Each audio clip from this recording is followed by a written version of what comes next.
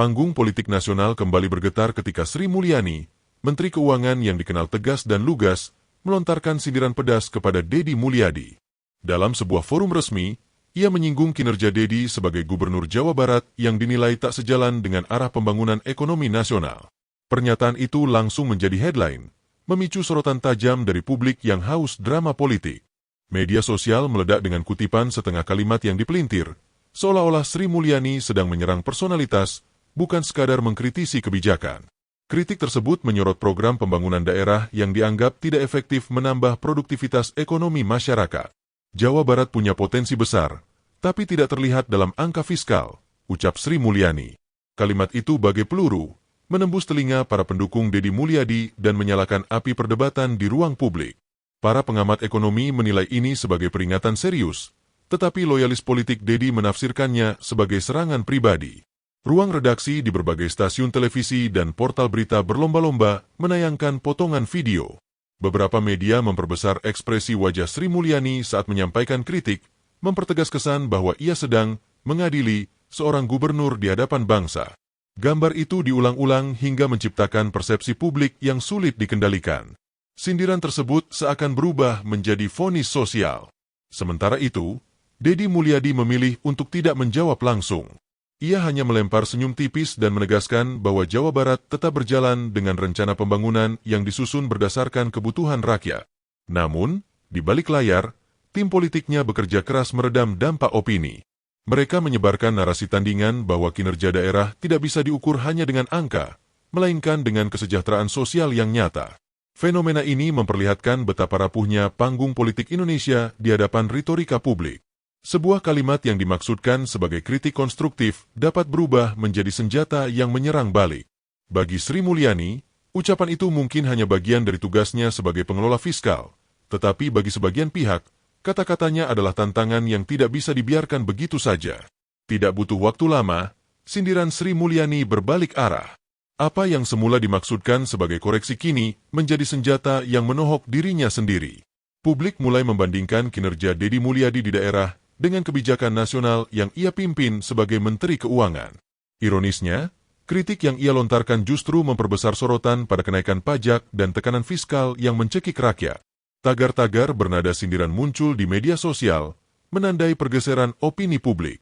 Banyak yang menuliskan, Sri Mulyani menelan ludah sendiri, sebagai simbol bahwa kritiknya terhadap kepala daerah tidak sebanding dengan masalah besar yang ia ciptakan di tingkat pusat. Dalam waktu singkat, nama Sri Mulyani bukan lagi identik dengan kredibilitas, melainkan dengan kontradiksi kebijakan. Di ruang-ruang diskusi, para pengamat politik memanfaatkan momentum ini untuk mempertanyakan konsistensi pemerintah pusat. Mereka menganggap Sri Mulyani terlalu keras pada daerah, sementara ia sendiri gagal mengendalikan beban fiskal nasional.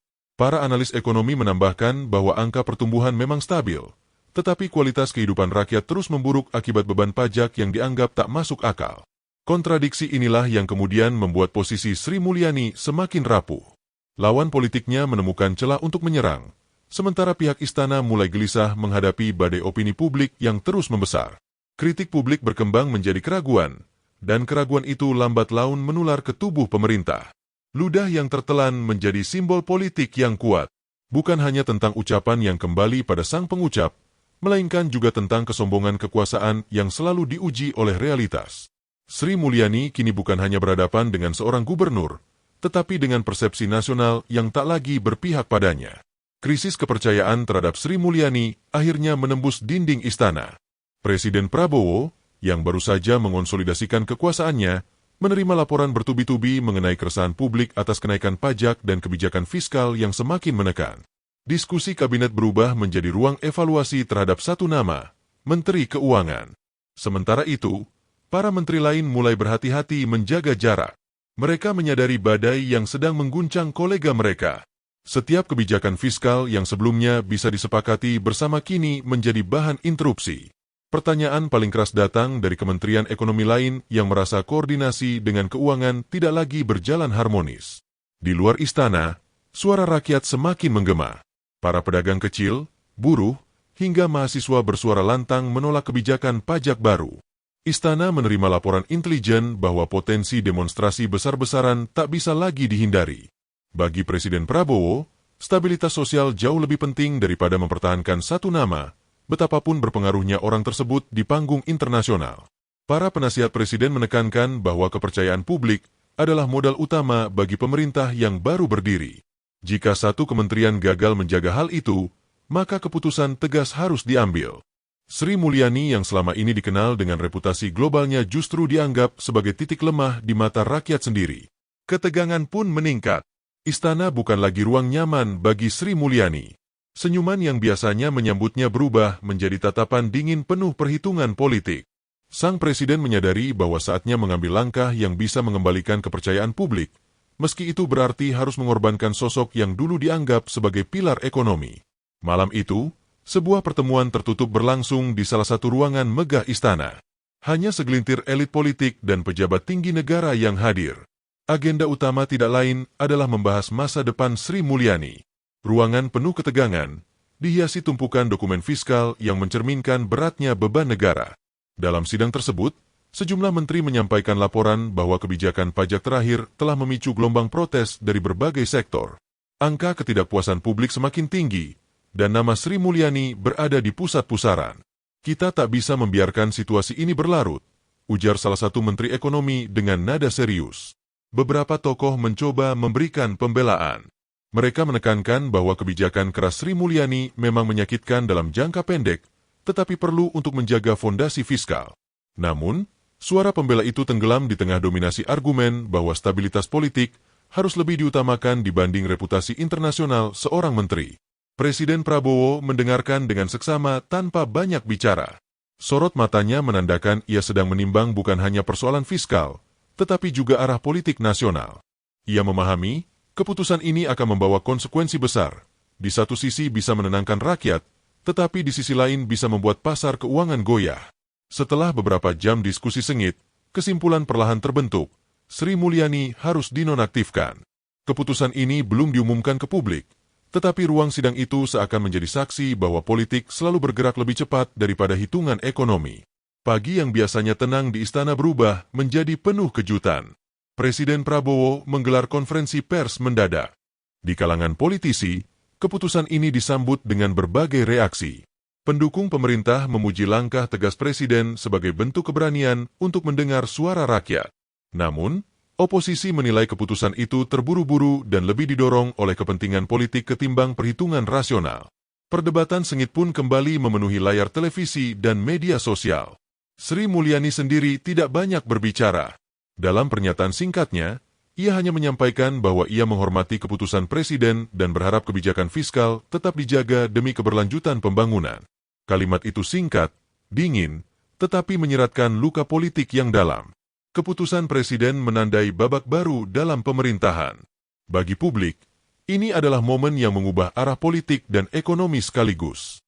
Namun, di balik tepuk tangan sebagian rakyat, pertanyaan besar muncul.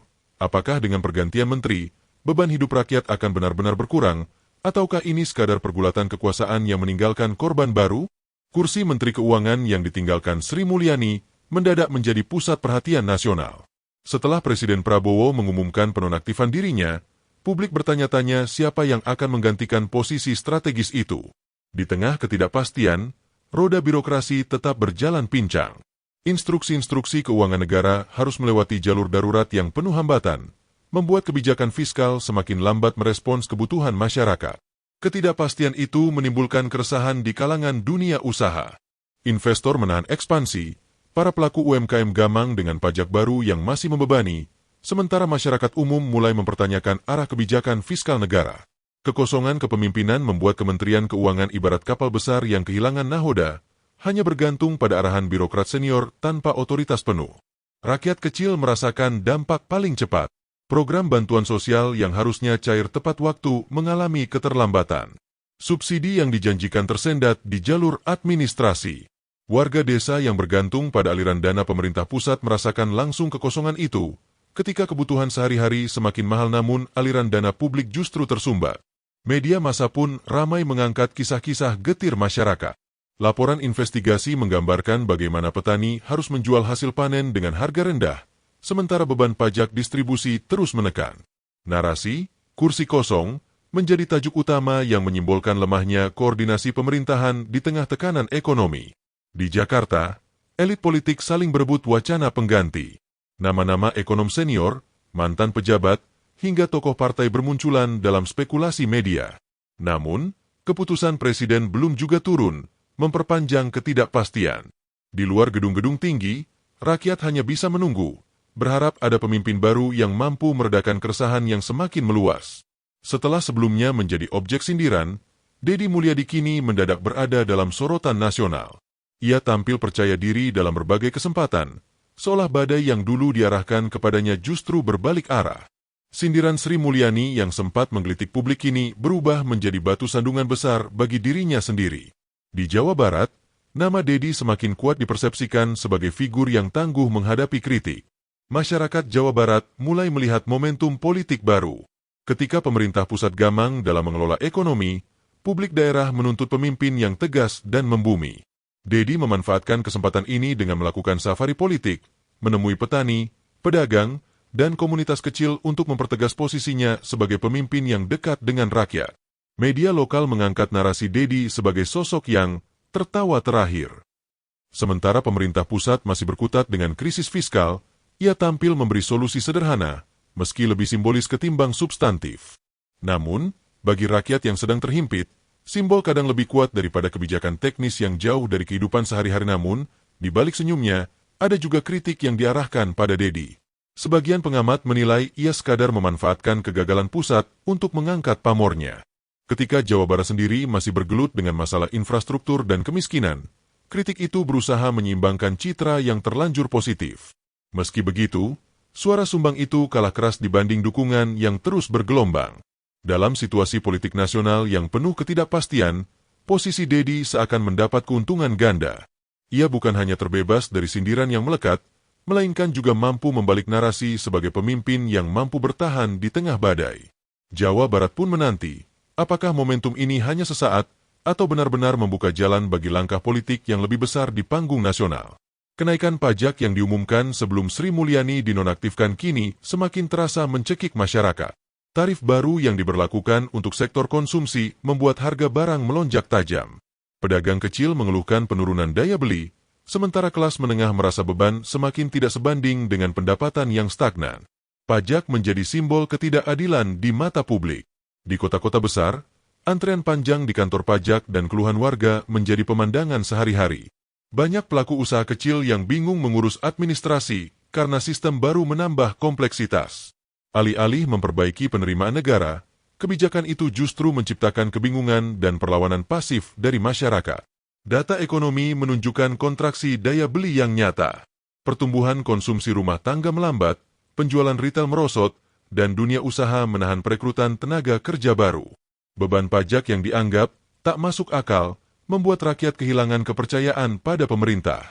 Ketika negara meminta lebih banyak dari kantong rakyat, tetapi tidak memberi manfaat yang sepadan, kepercayaan sosial terkikis. Narasi ini diperparah dengan membandingkan pendapatan per kapita Indonesia dengan tarif pajak yang diberlakukan. Media internasional bahkan menyoroti paradoks itu, menyebut Indonesia tengah menjalankan kebijakan fiskal yang tidak proporsional dengan daya beli masyarakatnya. Tekanan dari luar negeri menambah beban diplomasi pemerintah. Suara-suara kritis dari akademisi, mahasiswa, hingga komunitas bisnis bergema di ruang publik.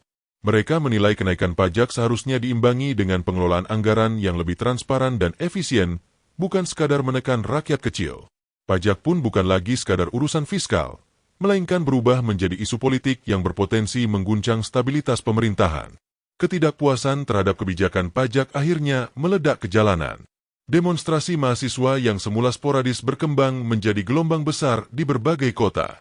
Jakarta, Bandung, Surabaya, dan Medan menjadi pusat perlawanan, dengan ribuan orang turun membawa spanduk menolak kebijakan fiskal yang mencekik.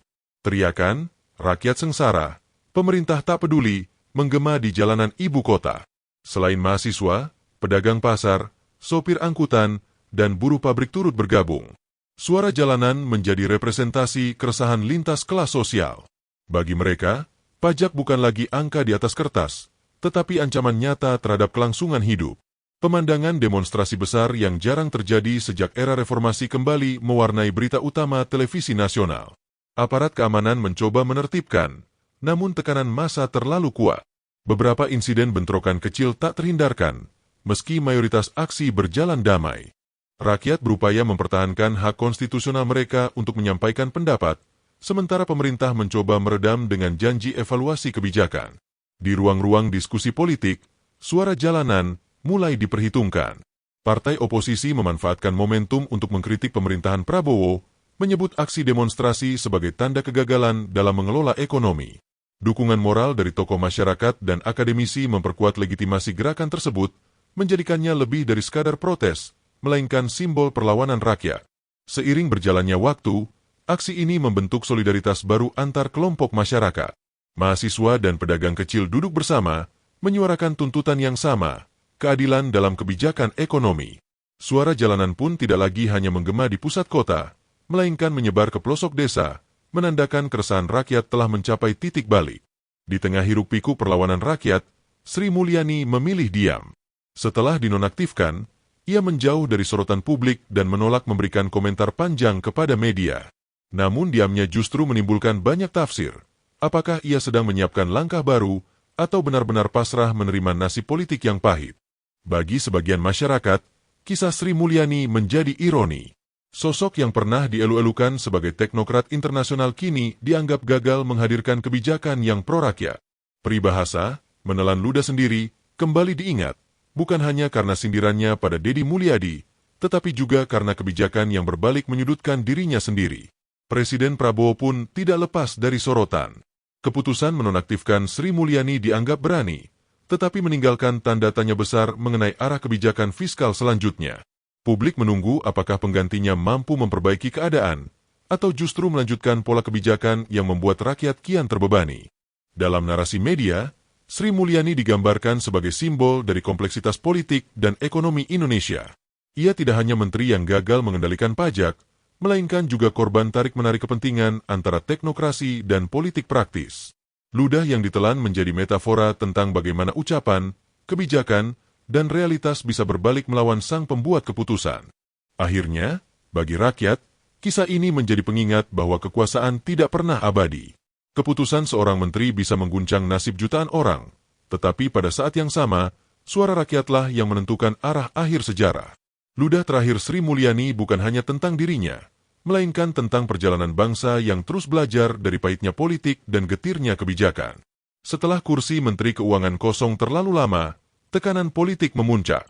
Presiden Prabowo menggelar rapat tertutup dengan lingkaran dalamnya, membicarakan calon pengganti yang bisa menenangkan pasar sekaligus meredam keresahan rakyat. Nama-nama ekonom senior, tokoh partai, hingga pengusaha berpengaruh bersaing keras. Namun, tarik-menarik kepentingan membuat keputusan semakin berlarut-larut. Di luar istana, spekulasi semakin liar. Media membentuk opini publik dengan menyebut calon-calon potensial, sementara partai koalisi berusaha memasukkan kader mereka ke kursi strategis itu. Situasi menjadi rumit karena penggantinya harus punya kredibilitas internasional untuk menenangkan investor, tetapi juga harus populer di mata rakyat agar tidak memicu penolakan baru. Sementara itu, birokrasi Kementerian Keuangan hanya bisa berjalan dengan status penjabat sementara. Kebijakan harian tetap dikeluarkan, tetapi tanpa legitimasi penuh. Para pegawai tinggi enggan mengambil keputusan besar karena takut berseberangan dengan arah presiden yang belum jelas. Akibatnya, program fiskal penting tertunda, menambah ketidakpastian. Ketidakpastian itu menimbulkan efek psikologis yang nyata di pasar. Nilai rupiah bergejolak, investor asing menahan masuk, dan dunia usaha menunda ekspansi. Laporan Bank Dunia menyoroti lambannya keputusan politik Indonesia, menyebut krisis kepemimpinan fiskal sebagai ancaman jangka menengah terhadap stabilitas ekonomi. Di masyarakat, narasi kabinet dalam bayangan mulai populer. Rakyat seolah menonton drama politik yang tidak kunjung selesai, sementara kebutuhan sehari-hari terus mencekik. Pertanyaan besar menggantung di udara. Siapa yang akhirnya akan duduk di kursi itu? Dan apakah ia mampu mengubah arah kebijakan yang sudah terlanjur membuat rakyat sengsara? Gelombang protes yang bermula dari pajak kini berkembang menjadi gerakan sosial yang lebih luas. Rakyat tidak hanya menuntut revisi kebijakan, tetapi juga transparansi dalam pengelolaan negara. Jalanan dipenuhi poster yang menuntut perubahan sistem, bukan sekadar pergantian pejabat. Mahasiswa dan aktivis menyebut momentum ini sebagai kebangkitan politik rakyat. Media internasional mulai membandingkan situasi Indonesia dengan gelombang protes di negara-negara lain. Analis menilai apa yang terjadi bukan hanya krisis fiskal, tetapi krisis legitimasi. Pemerintah dianggap kehilangan kepercayaan publik, dan satu-satunya jalan keluar adalah merangkul kembali suara rakyat melalui reformasi kebijakan yang nyata. Di desa-desa, solidaritas tumbuh. Komunitas kecil membentuk kelompok swadaya untuk membantu mereka yang paling terdampak.